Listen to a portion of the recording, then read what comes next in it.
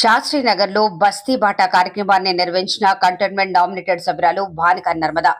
Begumpet August 26.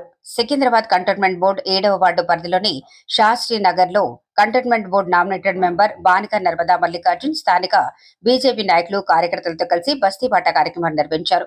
ఈ సందర్భంగా బస్తీవాసులు రోడ్లపై డ్రైనేజీ నీరు పొంగుపొర్లతో ఎదురవుతున్న తీవ్ర ఇబ్బందులను వారి దృష్టికి తీసుకెళ్లారు.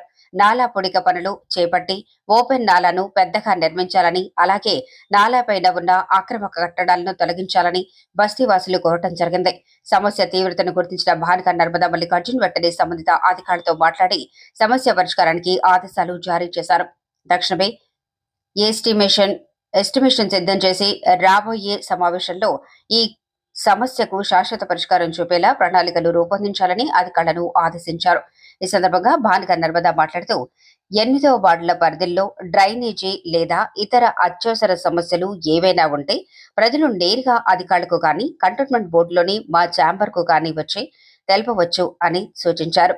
ప్రజా సమస్యలను నెల రోజుల్లోపే పరిష్కరించేందుకు చిత్తశుద్ధితో కృషి చేస్తామని హామీ ఇచ్చారు. ఈ కార్యక్రమంలో వార్డు అధ్యక్షులు పవన్ కుమార్, సీనియర్ నాయకులు ప్రశాంత్, కార్యకర్తలు సునీల్, మురళి, లాల్, రాజేష్, మురుగేష్, జైనా, బుజ్జి, జెస్సీ, బస్తీవాసులు తదితరులు పాల్గొన్నారు. వార్డ్ నెంబర్ 7లో శాస్త్రీనగర్లో ప్రాబ్లం ఉందని మా వార్డ్ 7 ప్రెసిడెంట్ ప్రశాంత్ ఇంకు ఇద్దరు నా దృష్టికి తేవడం జరిగింది.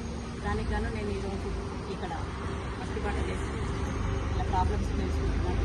ఇక్కడ మొత్తం నాళాలన్నీ కూర్చుని మొత్తం చెత్త అదంతా ఉంది. కాబట్టి డిపార్ట్మెంట్ వాటి కూడా క్లీన్ చేయడం జరిగింది. రేపు ఇమీడియట్లీ వచ్చి దాన్ని చూడమని చూస్తా అని చెప్పడం జరిగింది. ఇది ఏదేమైనా కానీ ఇక్కడ అతి తొందరలోనే పని స్టార్ట్ చేస్తాం. 303 కోట్లల్లో నేను కూడా ఈ పనిని కూడా చేయిస్తామని తెలియజేస్తున్నాను. మీరు చెప్పండి.